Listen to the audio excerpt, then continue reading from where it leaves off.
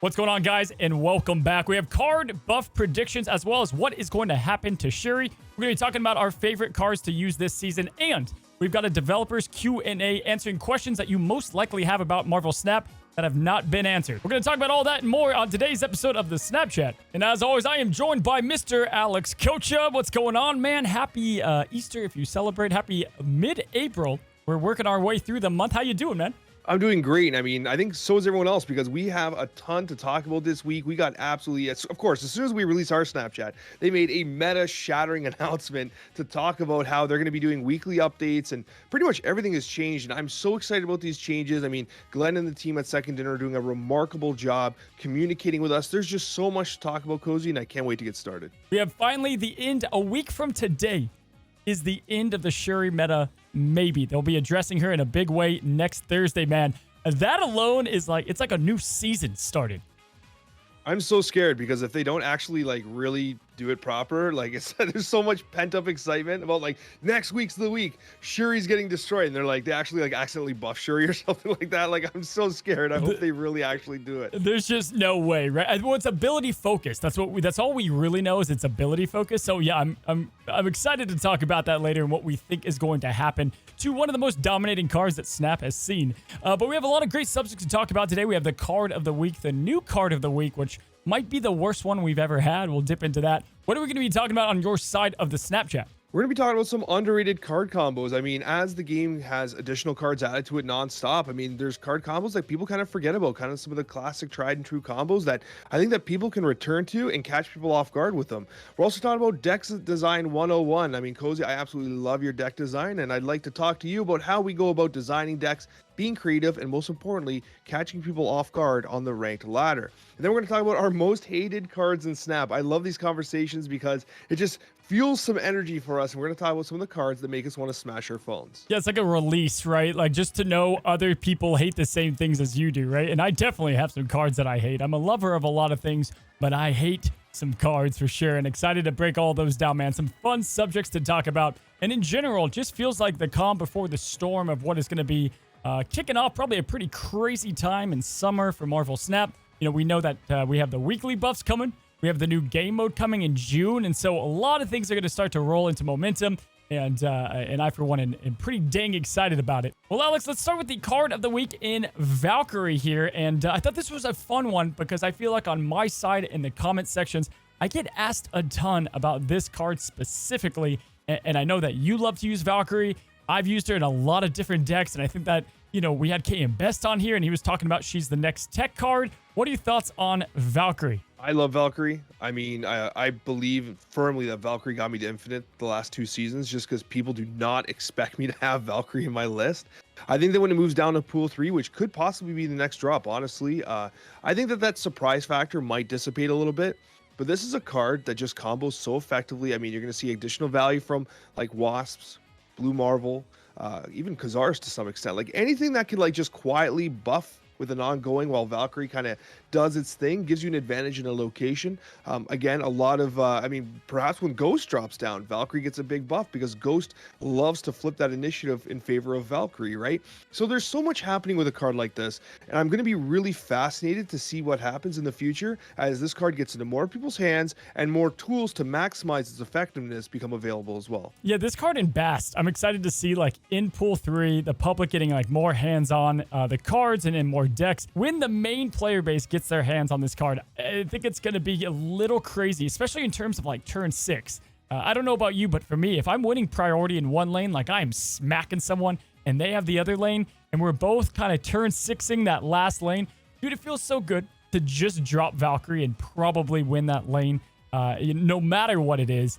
You've got a Shuri counter, which won't matter as much, but still will matter. You know, Shuri's probably still going to double cards. We'll get to that. It serves as a tech card, and it serves as a card that never feels bad to play on turn 6. Yeah, no kidding. I think on turn 6 is where it works best because it's a great tech card. It has, as a 5 power card, or a 5 energy, I should say, it allows you to play that additional 1-drop or something like a Wasp for free. You could literally Valkyrie, Wasp, and a 1-drop, which is kind of crazy to think about. And it can't be slept on at how impactful that surprise factor can be. Yeah, I want to talk about that. I want to talk about tech cards a little bit, and you said surprise, and I think that's important to kind of focus on that element. I get asked a lot, like, what are my favorite tech cards to use? And I think why Valkyrie is so good is because of that surprise factor. And it just depends on the current meta. Like right now, Rogue is really great as well because the Darkhawks are legit in every single rank. And so that might creep up to be my favorite tech card. And yeah, like Shang-Chi did own that slot for a long time. But because now people grow to expect it, what they're not expecting, is that Valkyrie play. And I think Negasonic will eventually get there as well. So I think that's the best thing going for her right now. And to your point, I'm curious when she's kind of available to everybody and we see a lot more of her, will she retain that because of it being more common? That's a great point, and I'm not sure she will. Once she gets in the hand of like pretty much everyone as they complete Pool 3, it becomes much more of a calculation, but I do think that it's a trickier, more nuanced card to play. It won't be as common as something like a Shang-Chi, which has a very straightforward play pattern, play style. I think Valkyrie has a little more nuance, a little more of a niche application. So it's not going to be in 50% of decks, right? Yeah. It just won't be. It'll never be that. And I still think that because of that reason, it'll always have a viable kind of like surprise card factor. Yep, I completely agree. Alex, we're going to go ahead and switch subjects and talk about the card that is taking Marvel Snap by storm, SnowGuard. And this is our newest card this week. Of course, I did get it. I had to do some testing here. I'm coming off a sickness, guys, so excuse me if I sound a little off today. But I was able to play a lot when I was sick. SnowGuard is both a card I think is super fun, but I think you nailed it last week when you said, where is she going to fit in? Honestly, I don't know where she's going to fit in. That's kind of the problem with the card. I feel like it doesn't have a very natural fit with any particular archetype. I mean, the card is interesting. Don't get me wrong. It's interesting. I really like for instance, you're showing the bird right now. That has really interesting implications with like Limbo, for instance, right? Like a lot of like Death's Domain, a lot of, kind of locations that can be really restrictive. And I love the design of the card, but I always wonder about, we really rely on reliability, which is kind of a funny thing to say. Yeah, you know what I think its place is going to be? It's not now, but after playing it for just a little bit, the reactivating the locations and the effect of ignoring, really, there's like almost there's not a lot of locations to reactivate that are worth it that much, right? And then even then, it's like, you just get a 1-2. You'd almost rather a Quicksilver. Probably not. But, it doesn't serve a lot of purpose. But what I will say is the ignoring all locations, yeah, I do wish that this was, probably for only the person who played it. That would be way better. But what it does is it's been a lot of fun to play this card on turn 5 and 6. Because all of a sudden you have this game plan, right, on turn, let's say, 5. And then you all of a sudden open up the Plunder Castle lane 100%. You open up the other lanes that have been, closed down or whatever all the way, and that person's game plan of how they're going to win goes out the window. I think the biggest reason for this card, Alex, though, is to keep control in check. The fact that you can get to storm-flooded lanes is huge. Like, there's no... it's a blow to storm if this card starts to get somewhat popular, which I don't think it would. Yeah, like I can see this card not being overly popular. I think that, like, first of all, location management, I think, is a really untapped area of this game. We really only have cards that like change locations, destroy locations, right? Like we kind of like get rid of or nullify, but like to re-trigger is a very interesting proposition, especially when you consider like if Project Pegasus is like the featured location for the week.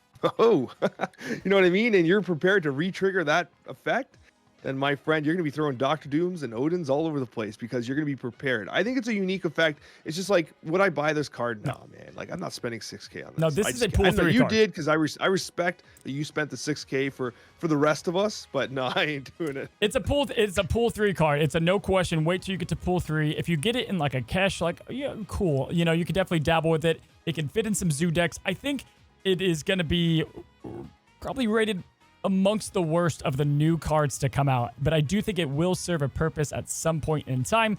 And we never know. We'll see where it goes. I think what's awkward is a lot of the locations happen between turns, like Oscorp Tower. You can't have that not happen, right? You can't ignore that ability because it happens in between turns. And so it's like, well, that was a waste, right? So and there's a lot of those that happen kind of in between turns, or it's like turn specific, like something like the Avengers Campus Tower, whatever that is. Like, you can't take advantage of those, and so it's just very niche, Alex. But I do agree the location thing is untapped.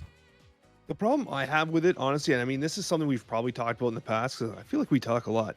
But the idea here is that, like, to tell me that this is 6,000 tokens, and then High Evolutionary 6,000 tokens, and Jeff the Shark is 6,000 tokens. Like, Thanos, yeah. guys, come on! Like, what are we doing here? It's like imagine going to a store, like to a restaurant, and be like, hey, for $6,000, 6,000 tokens, I should say, $6,000. That's a nice restaurant. For 6,000 tokens, you have a steak, or you can have some craft dinner. It's like, well, I wonder what I'm gonna pick. I mean, I do like craft dinner, don't get me wrong, but it's just, it doesn't make sense. Like, Yes. you're not talking about the same caliber card. It's not even close. Yep, and that is, I think, we saw this in January. Like, February and March had some good cards, and it didn't really approach all that much. January, though, you're like, Shayna, yeah, that's pretty cool. Dazzler, pretty cool, but are they worth 6,000? It was an obvious no, right? Shadow King, obvious no. This is another one that's like, I bet you they would have gotten more of these out there if they would have made it pool 4 right off the bat, right? Like, it's just an obvious not pool 5 card. I think it does show the flaws there with launching everything as pool 5. The fact that you can get Darkhawk and Null, you know, for the same price as just SnowGuard is mind-boggling. Let's just cut it short and easy. The TLDR, if you skip to this point of the video, don't buy her. She's interesting. I think she'll have implications later. I think she'll keep some things in check. But for now, definitely not worth the tokens even close to it. You know, looking at the card here is about as much as I use it now. All right, so with that, let's go and go to our first subject, developers Q&A. Last time we did this, people really enjoyed it. We looked around the web for the answers that the developers have given to some questions that I wish was out there more to the public. And some of these are like really cool questions. So I'm going to go ahead and read what the question was asked and what the developer's response was, and then we'll talk about it here together. And Alex, let's start with the first question. How do you feel about Shang-Chi's effect on the metagame and card balancing? And this was directed to Glenn. We talk about him a lot, the game principal designer, and he keeps everything at bay here. And his response was, Shang-Chi's incredibly influential, but his impact is always important to creating a diverse set of strategies simply via the threat of his existence. We've heard him say that before. As a primary pillar of our game's release valves, that's also widely available to all players. We won't change Shang-Chi unless we have very high level of confidence it's for the better. And I think I said this on the last Snapchat. I tend to be okay with this. I think that's fine for me, although he is obviously the most played card in Snap. Yeah, he's an incredibly important card, but I agree, like, it's an important release valve, and I have a perfect example of that. So I'm actually in a tournament this weekend. We all got to ban one card, and guess what I banned? I banned Shang-Chi, and everyone's like, what? Like, why would you do that? Like, what did you just do to this tournament? I was like, we just made it interesting. I banned Shang-Chi, and everyone's like, what do we even do now? Like, this is wild.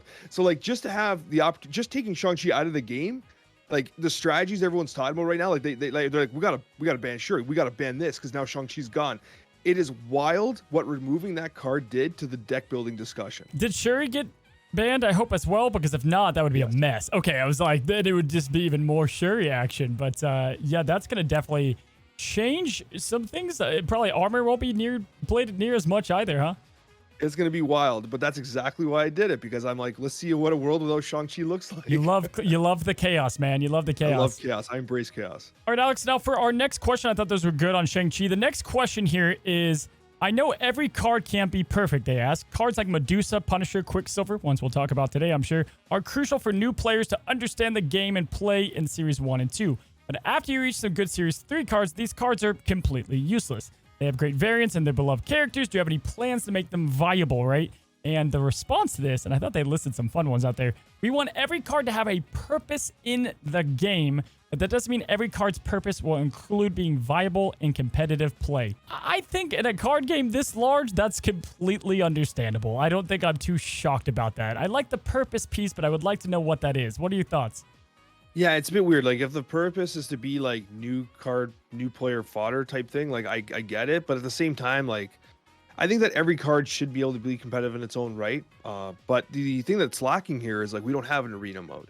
And if we had an arena mode, then something like Medusa makes more sense. Like, these cards that aren't like perfectly ideal all the time make more sense. Like, when you see like Hearthstone kind of commentators talk about new cards coming out, they have to say, well, this looks like an arena card. Like, it's unlikely to make constructed, but it'll be valuable in arena because it has consistent effect, consistent power, whatever it is. And we lack that. We don't have that. So when you have a card like Medusa, like, it won't see play because it's just there's no reason to include it. There's so many better options. Yeah. Whereas if it's arena, you have a choice between like a suboptimal, another 6-drop and then Medusa, and you need the curve, then Medusa suddenly makes sense and that card sees play. So I think that over time, that'll start to correct itself a little bit, but I kind of wish every card had some competitive feat to it. Yeah, I think Conquest mode, again, is going to help with that. I think Battle mode is, I'm telling you, Battle mode is such a different beast. It is such a different beast, and then even more so, like you were saying, in some like arena type mode as well.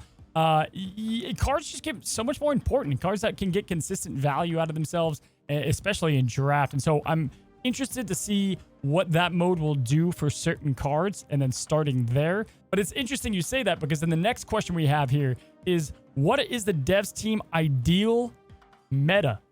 And I'm like, all right. Yeah, my attention. Actually, I haven't read these answers before. I don't know what they're going to say. The devs say, I'm sure devs vary on this based on some personal preferences, but the guiding light I use to evaluate decisions is ensuring there's enough diversity among both the successful and popular decks, and we both specifically don't aim any general strategy to sit on the tip.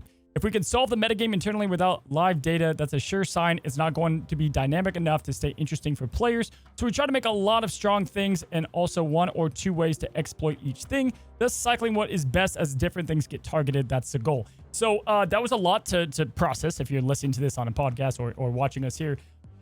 What they're trying to say essentially is that obviously a healthy meta is with multiple things that can beat by multiple things, and if one thing rises, you have something to target, and there's ways to exploit said thing, like Wong and White Tiger Odin, but then you have a Cosmo, and I would agree with this.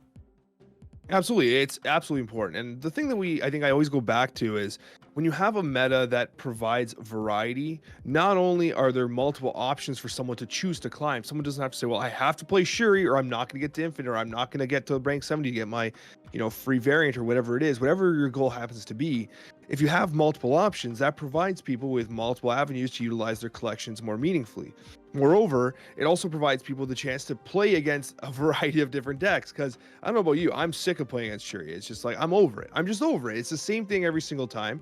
And it's extremely uninteractive gameplay. They're even skipping turn 5 now just so they can She-Hulk Taskmaster. It's like, what are we even doing now, right? Like, if you're skipping turn 5 and like I literally know exactly what you're gonna do and I can't answer it properly, I'm like, well, I just gotta leave, right? That's gonna be fixed next week. But yes, a healthy meta with a lot of variety I think is better on both sides, the person you're playing against and the person yourself, because you're actually having fun and you have more options to actually kind of enjoy the game. Yeah, just to be able to fire up the game and put together a deck that has some synergy and it do okay, I think that's what's important. Like those that play every day, it's different than Joe, who logs on, plays 5 games. 5 games against the Shuri, loses all 5, and probably doesn't open the game again, right? Like, that is what we're trying to avoid. I did think it was interesting, though. I just did a video where I compared every rank, all the top decks, and then I had the Shuri usage and win rate and cube average as well, and it wasn't that big of a difference. I do think it's a bit misleading because of people aren't using Shuri because they're sick of it kind of thing. They don't want to be in the cause for the problem,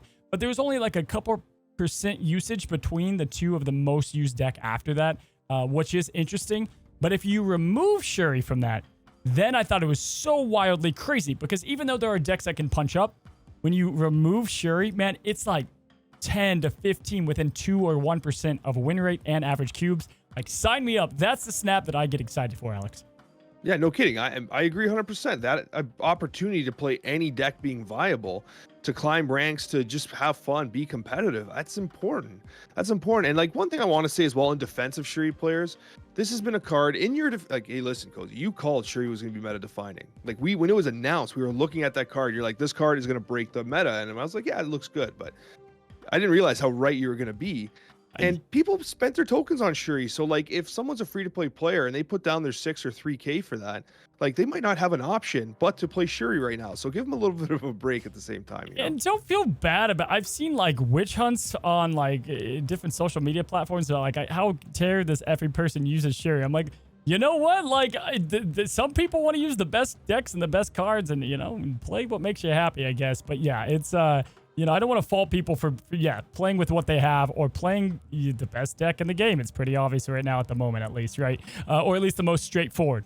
Our next question, though, is really cool, and I'm excited to read this one. It says, why do they keep creating locations like Krakoa, Ego, Mindscape, District X, Subterranea. Am I just like, man, I'm just getting fueled off of just reading I these know, I'm off, getting man. pissed off listening to this already. Do you have data that shows these are good for the game? And they answered, location variance is really important to Snap.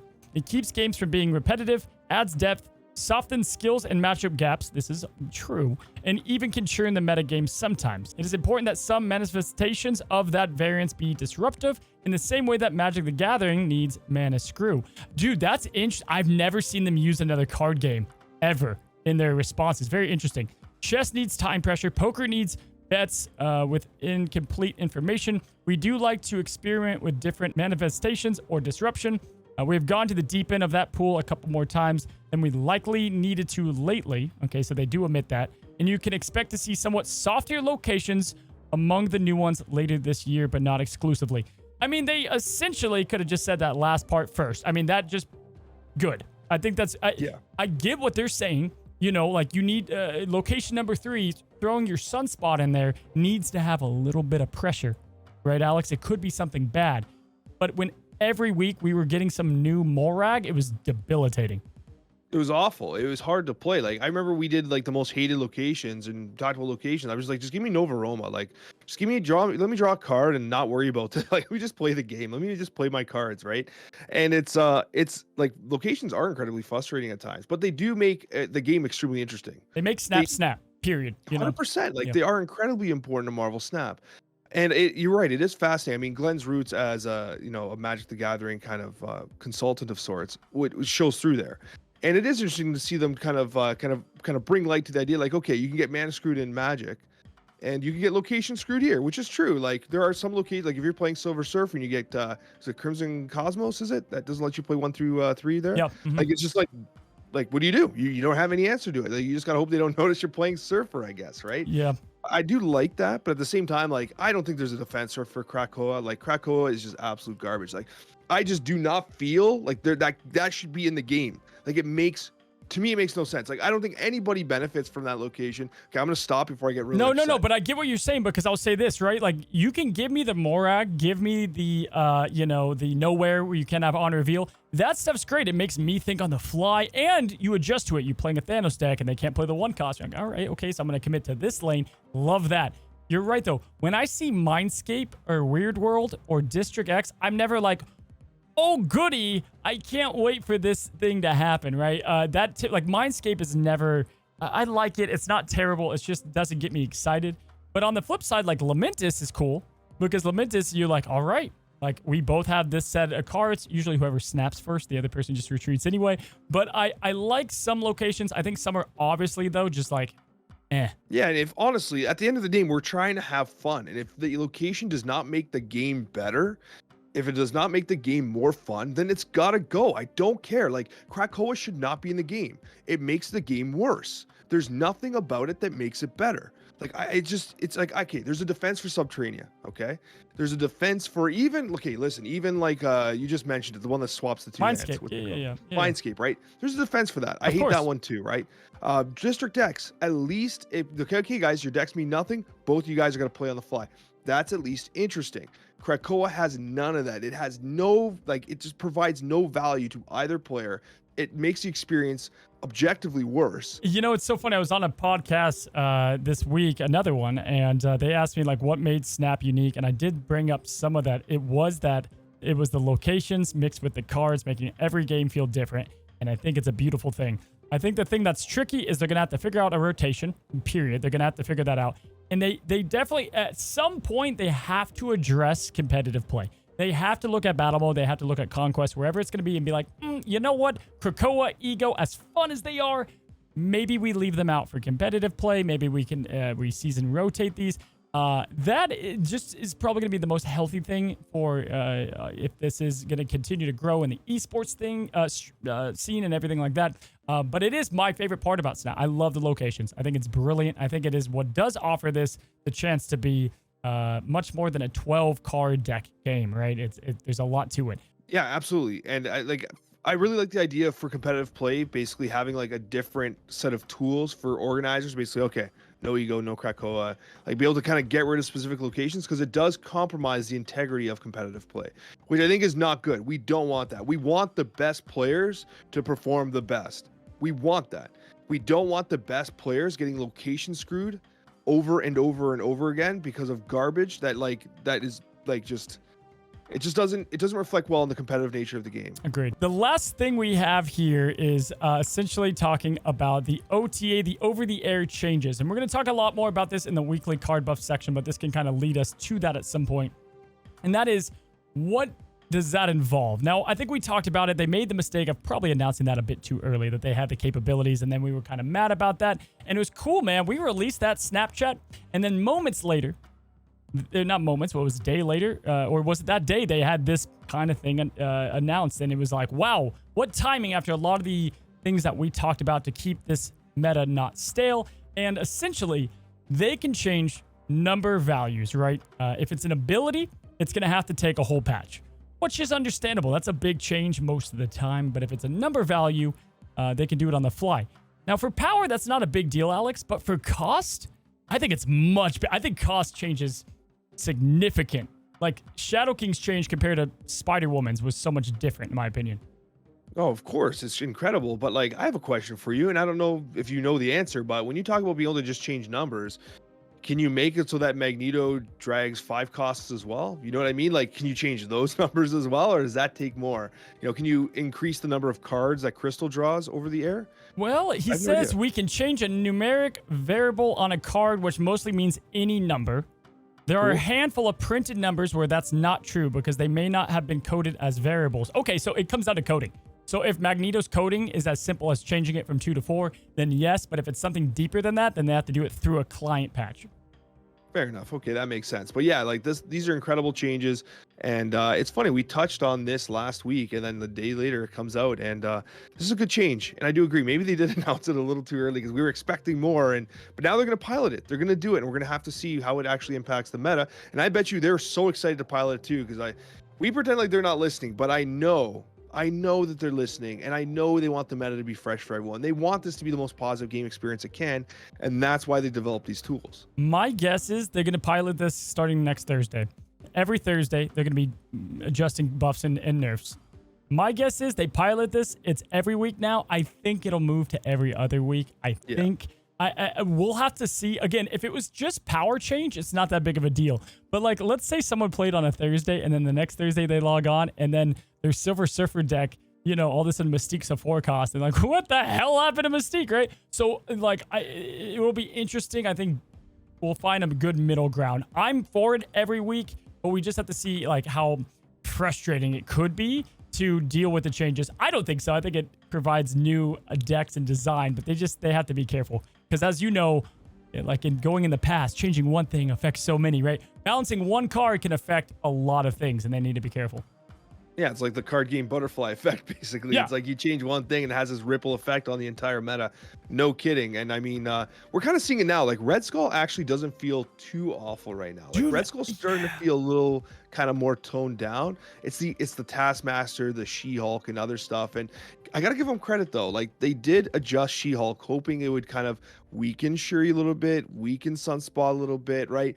There's this gentle kind of like balance here that perhaps we get a little keyboard warrior-ish. They're doing a good job, and I'm excited for these over-the-air updates because it'll give them more like ability to react faster. You know what I loved about it with the Red Skull is they even said like, hey guys, we're going to throw this Red Skull change out there.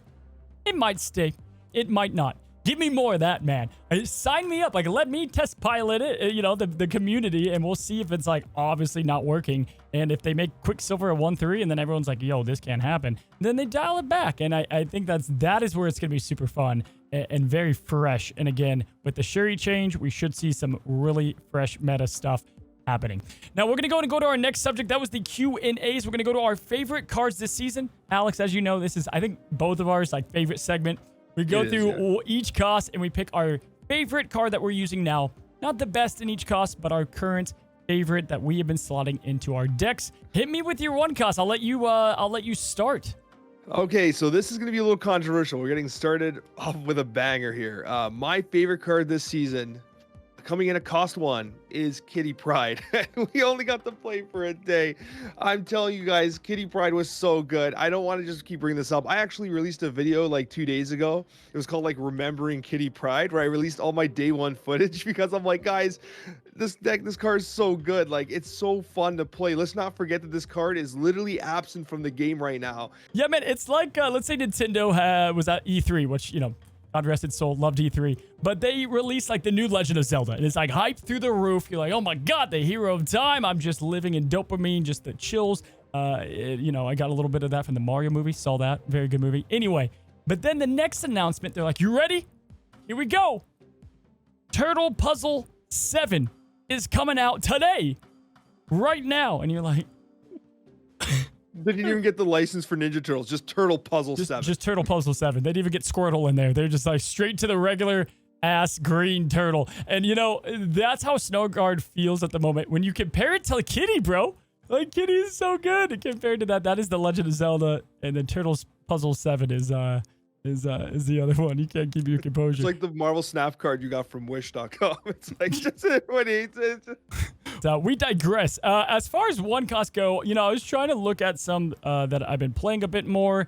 You know, Bast obviously is in a really good spot. We kind of talked about her last week. I've been playing a lot more Wasp with Hitmonkey as well. But really, I'm starting to love Nova again. I'm really starting to love the turn 6 Nova again, and just his usability in the Silver Surfer decks, and obviously with the Killmongers, with more locations than ever now, a little bit of Carnage action. There's more ways to trigger off the Nova. People are playing Killmongers, so you get the benefit without having to do it yourself. And I just, really, you're going to see the common theme in my cost here. There's so much flooding going on right now that the cards that aid the flooding are my favorites, and that's where Nova comes in. Nova's a wonderful card, and first thing I did over that last patch was not patch, but the balance changes that were dropped. Whereas I made a Surfer deck with Shadow King, and I put Nova Killmonger back in it, and I was like, I love it. I love the Nova Killmonger package. I just can't get over it. It counters the Sunspots, which are still really prevalent. Honestly, like people are still playing Sunspot, and Killmonger says, "How do you do?" Going to the 2 cost, Alex. Let's go here because I always have a difficult time. I always think 2 cost is one of the more interesting ones to go through and pick our favorites. And curious on yours right now at the moment. Which one is kind of tickling your fancy? All right, so I'm going to be diving into Pool 5 here, and I'm going with Master Mold. I actually unlocked Master Mold as I was trying to get the variants for the Steampunk Rush, right? And I actually did not get the Cerebro. I opened like 60 caches, didn't get all the variants. I was like, seriously? But I got Master Mold, and I was actually excited because Master Mold was one of those cards that you and I talked about. Like, I almost spent 6K on this. He's a fun one. And I was like, oh, he's so fun. And like, I feel like he's statted like just weak enough that like he does not feel overpowered. But like, I'm a Ronin truther. I've loved Ronin by design, but like it's always lacked something compared to Devil Dinosaur. Devil Dinosaur, maintaining your own hand is so much easier. Right? Just keeping your own hand topped up is easy peasy, but maintaining your opponent's hand is much more difficult. Master Mold does that. Sentinels, you just can't get rid of them. They just keep coming back, right? Yeah. I love it. So I've been having a lot of fun with Master Mold. It's really rejuvenated Ronin. And if you don't have Master Mold, like you still have Baron, you still have Maximus that kind of play that role, but Master Mold it does something special. Yeah, he's going to start getting a lot more presence as even when he dips down to Pool 4, I think he's like the Darkhawk before he was super infamous because there's a lot of things that you can do and a lot of like sub archetypes that you can make with the card. For instance, the one I'll bring up, Master Mold combined with Hazmat is actually pretty solid because you know they're going to be playing a lot of Sentinels and you're going to go ahead and be able to lower those down, and they have more cards than they probably wanted to commit to. And that brings me to my 2 cost card, and it was tough, man. There's so many out there.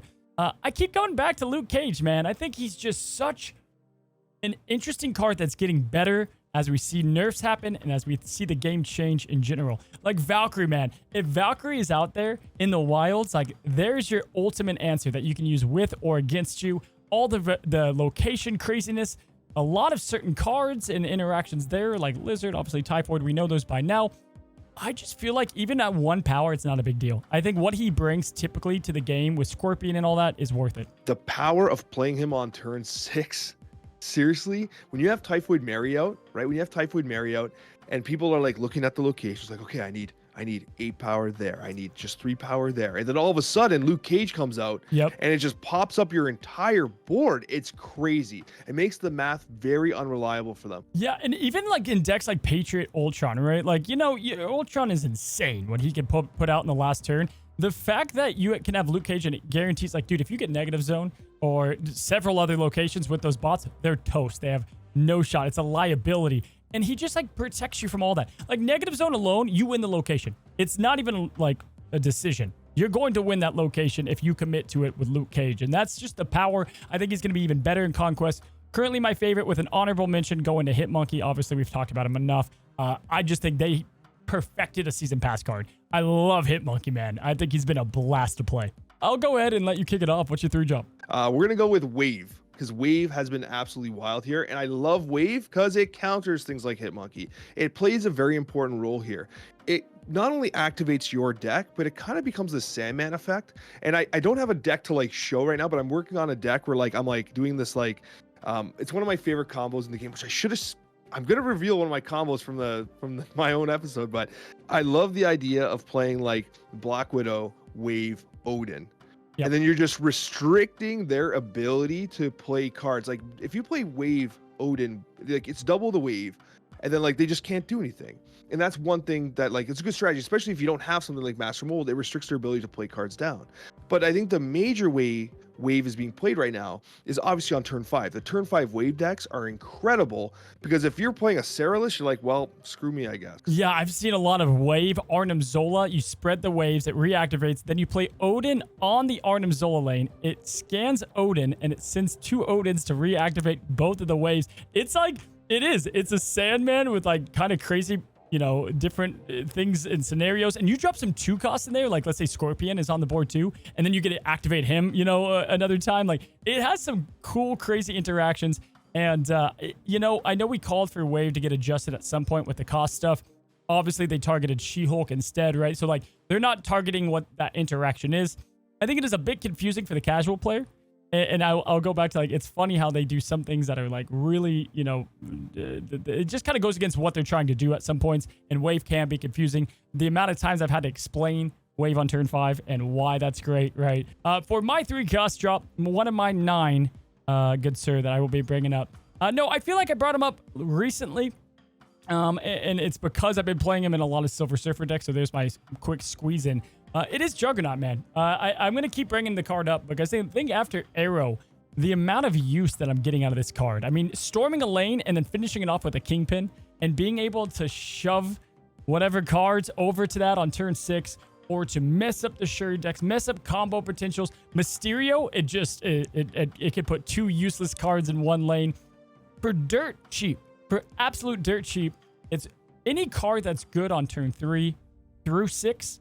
Sign me up. I really enjoy it. I can't get enough of Juggernaut, honestly. And I've been playing a lot of Surfer lately. I think that deck is really legit, by the way. I don't think it's tier 1 or S or anything like that. I think it's up there though. It's definitely a very, very playable archetype. If not, it's going to be climbing as we start to experiment with more kind of variations on that archetype.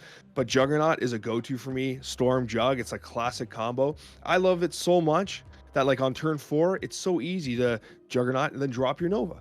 Going to 4 cost cards, Alex. Show me. Tell me. Who's your favorite? I got to come to the defense of Atuma. This is a card that I keep coming back to. I love Atuma. I played it in my tournament list in New York, finished 7th, and it cooked everyone from surprise there. It took everyone by surprise.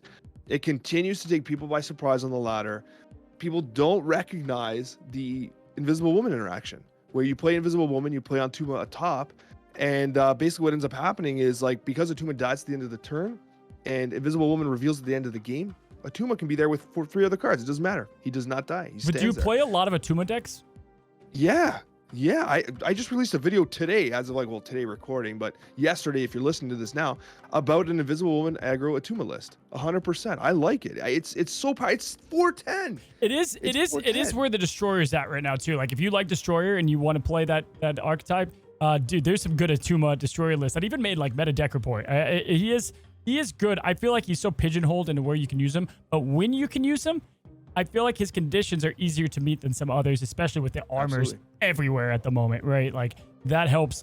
kind of wish this was like an on reveal effect maybe or something, like on reveal the next time, because then it's like Cosmo could, but then he's kind of stomping on Sentry's territory, which coincidentally got that buff as well. And Joe, I think Sentry is now a unique card to slot into a lot of decks, huh? Yeah, it actually looks fascinating. I don't have Sentry. I've managed to dodge the Sentry pull for a while. I think it's one of the only, it's one of the few cards I don't have, other than the crapshoot we talked about before. But I mean, Sentry actually looks extremely interesting now. That 410, suddenly, like we talk about that Viper play all the time, now it starts to make more sense. It starts to feel a little different, right? I don't know. It's crazy. I think Sentry's in a really interesting spot. I think there's a lot of really interesting experimentation happening with Sentry. When I get it, I'm going to be, I think I'm going to be a Sentry enjoyer, honestly, because I think the card has a lot of potential. Dude, like a couple more cards that Viper can send over to the other side, and like that's going to be such a fun archetype. Like right now, I feel like it's kind of more of like a combo that you hope it works out. But like if you get Zabu on 2, Sentry on 3, and then you're playing Viper for 2 energy, you can play something else too, and you're having a 12-point power swing for 2 energy, that's what we're talking about, right? That's like that Morbius tier. Just insane stuff. And so excited. Seeing a lot of great decks out there. It's a card that I've left for now that I want to go back to. My forecast is one that I came back to, Alex, and I was like, hot damn, this card is fire. Like, absolutely great, and people just don't play it enough, and it's because we got, like, swarmed with it with the Zabu days. Dude, Spider-Man doesn't get enough play.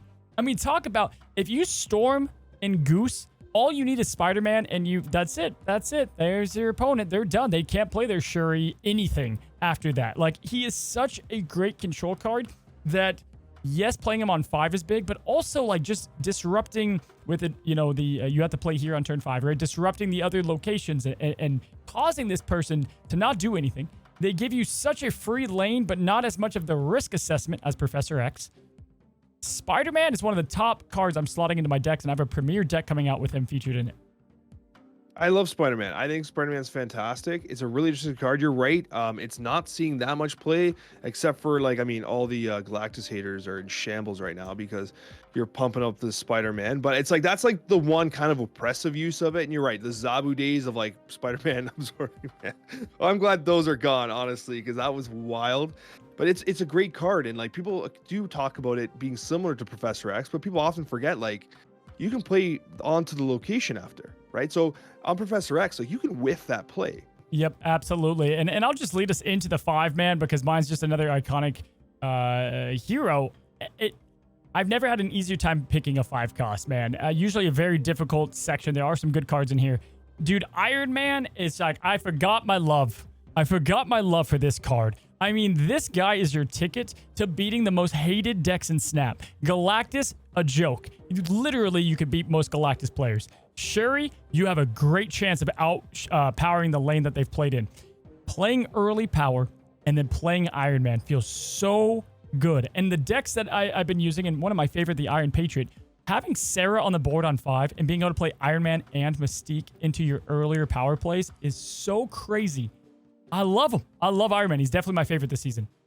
Iron Man might be one of the most slept on cards in Marvel Snap. Like, it's one of those cards, it starts in your starter deck, and then you sub it out, and you kind of just don't look back. But, like, there's nothing like this card in Marvel Snap. And it has, like, those niche uses and, like, negative and stuff like that. And, of course, and it's a few other select lists. But, like, make no mistake, what you're saying is correct. Like, an Iron Man lane feels like insurmountable to almost all lists out there.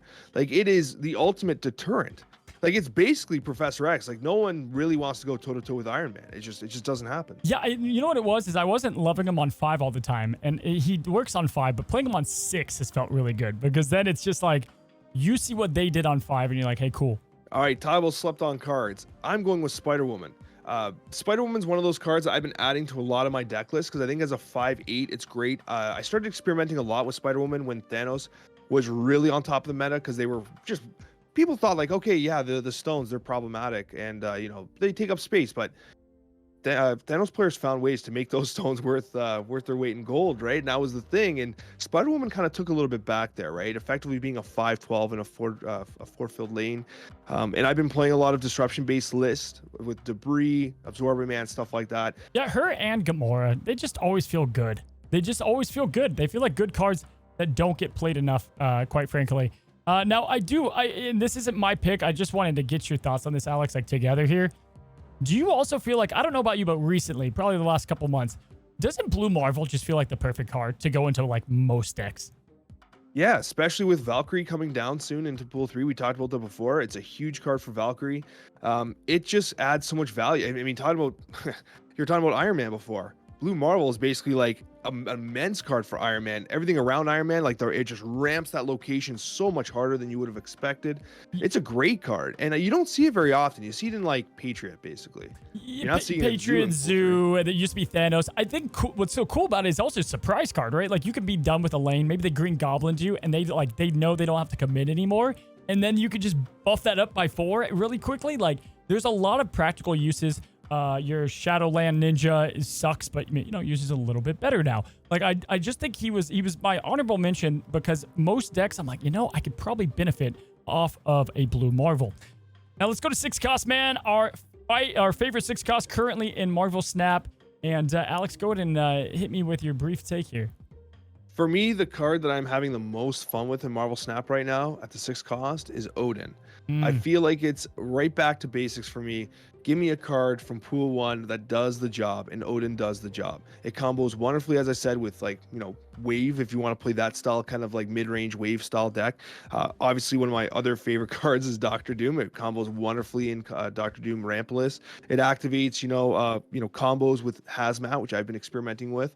It does so much. Having that additional proc of a on reveal in a whole location with multiple cards can be incredibly valuable, and it's a card that I continuously find myself adding to my deck list even as I enter the depths of Pool 5. So Alex, for my 6 costs, we'll wrap it up. I think it's Magneto. I think he's going to be the next card everybody probably hates. I think he's well above the rest at the moment, and with the Cosmo lane being out there now, like there's always a Cosmo. You have like the Nope option if you want to.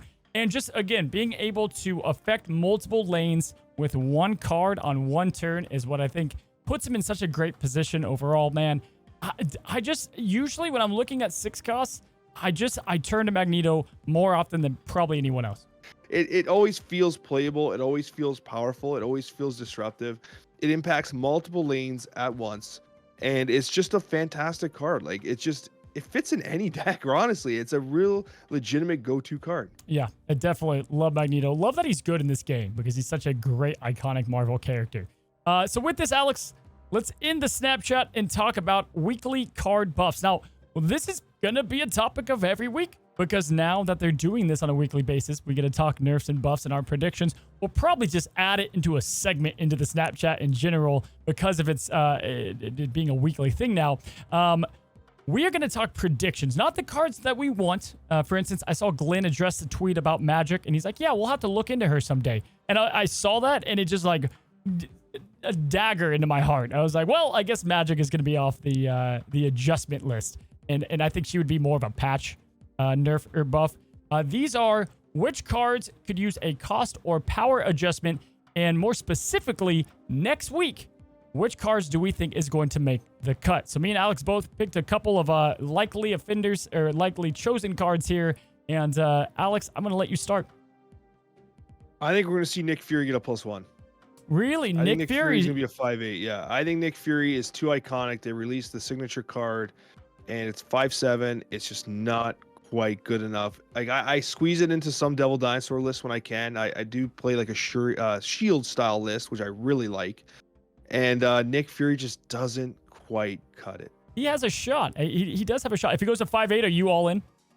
Yeah, I think it's great. I think 5/8 is a great starting point. I'm not saying all in because I still think Nick Fury has its challenges. I think it does a lot of things really well, especially when you have like Kitty Pryde coming back, procking Collector like it's supposed to. Suddenly, Nick Fury makes sense as a turn 6 play with Kitty Pryde, by the way, especially when you're playing with Collector, right?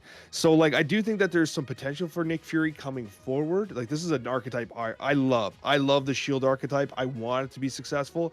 So, in some ways, I'm trying to, like, throw into the zeitgeist that I want Nick Fury to get buffed because I want to play Nick Fury.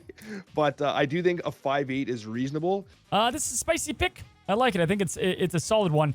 Now, to lead us off with the new cards, we saw Shadow King get loved. We saw Sentry get loved. My guess is, dude, they're just checking off the boxes going through the January list. I think Dazzler will be the next to get a little bit of a touch-up, a little bit of love. Now, if you have 4 cards at each location plus 6 power, Yeah, I don't know. Doesn't feel like the best card at the moment. And I think that if they can either change eventually, this would have to be a balance change. They would have to make it to where it's if the locations are full, so that Space Throne, let's say, doesn't completely screw you with using Dazzler as a card.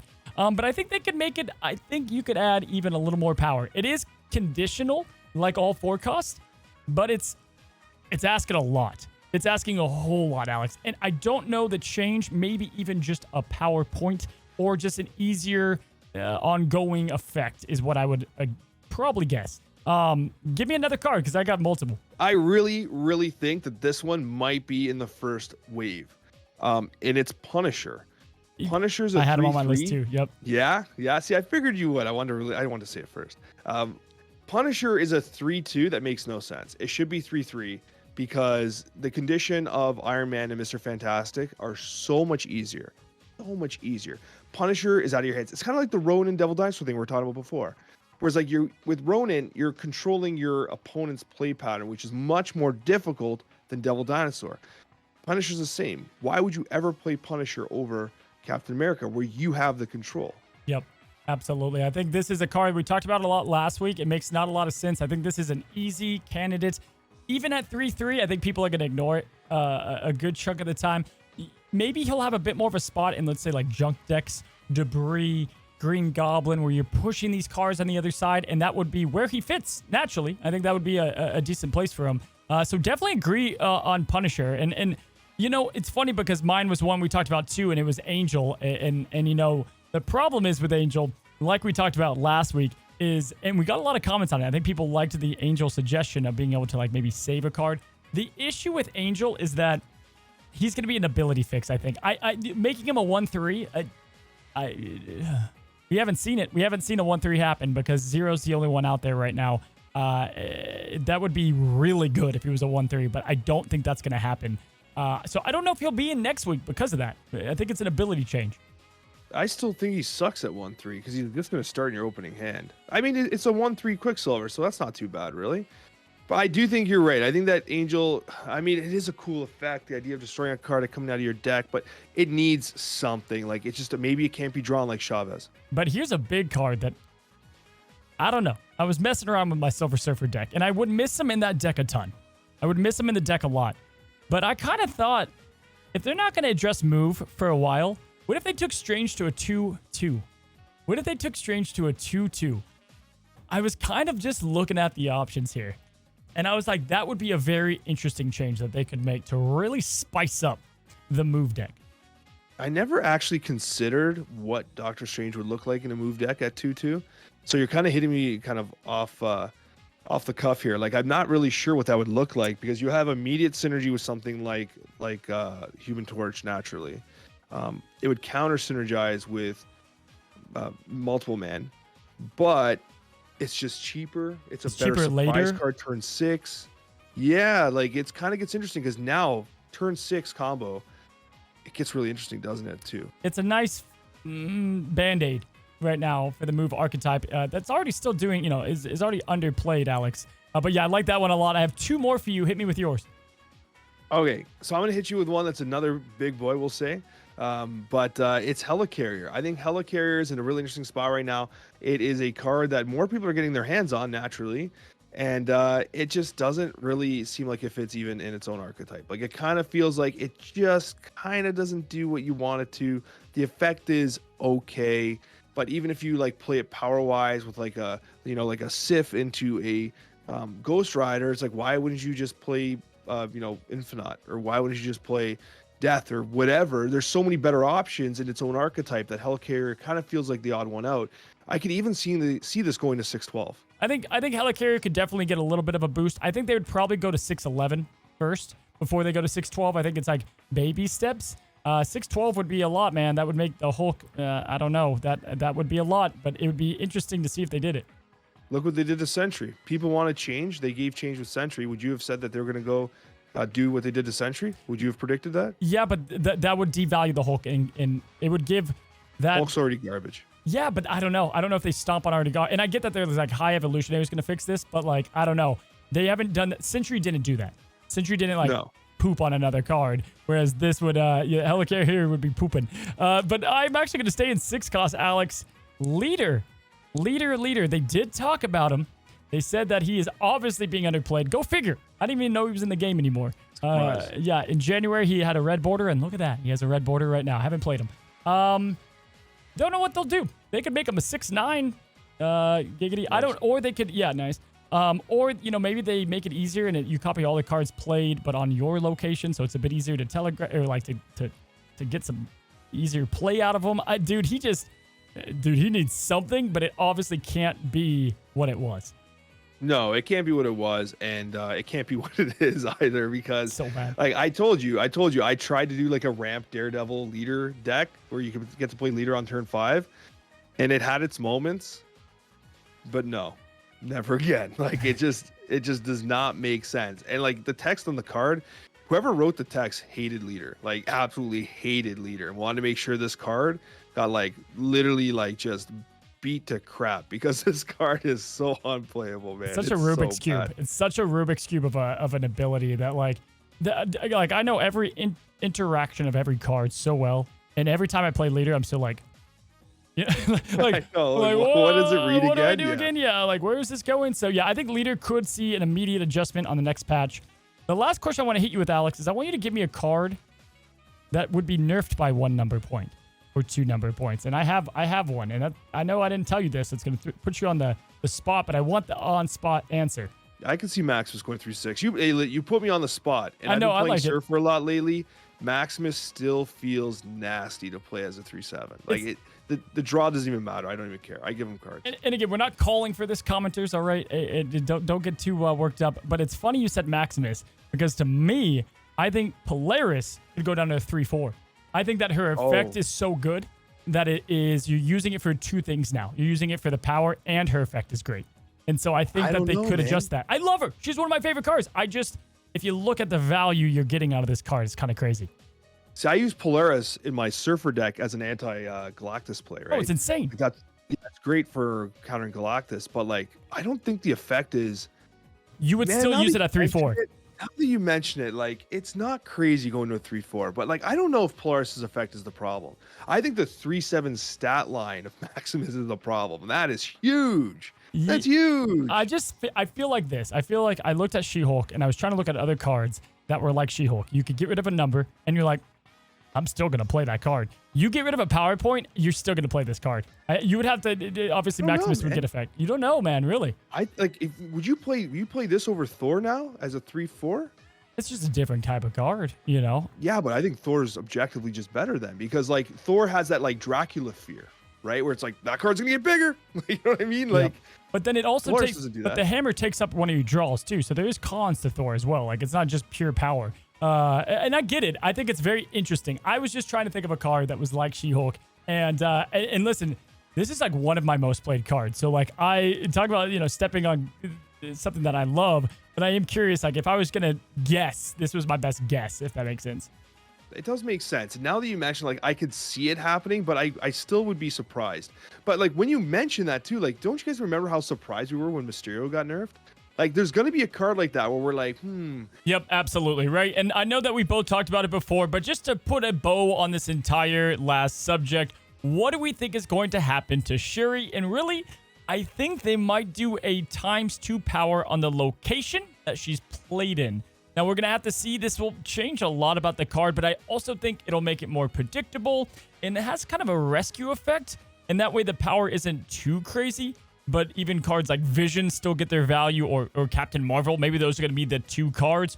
Or they just cost changer. It's going to be an ability change. I think it's really tough to tell what it's going to be, but we're just going to have to see. Well, guys, those are our 3 subjects today. We got a lot to talk about on Alex's side of the channel, so be sure to go check that out. Now, we're going to be saying this for the next couple of Snapchats, but starting next week, guys, we are going to be doing a new time slot because, well, they're going to be releasing the balance patches on Thursday, and these air on Thursday. So comment down below. It'll be a pinned comment on both me and Alex's channel. What day do you want to see the Snapchat on? We'll take it into consideration. It's going to be weird not having it on a Thursday, buddy. But it is exciting that we'll have a new subject to talk about each and every week. Alex, I want to thank you so much for joining me. Once again, we have a very exciting time coming up. The next Snapchat's going to be wild with all the changes, and it will probably be post that Thursday. And guys, appreciate you guys coming in. As always, be sure to leave a review if you enjoyed it. And if you enjoyed both channels, subscribe, like, all the good stuff.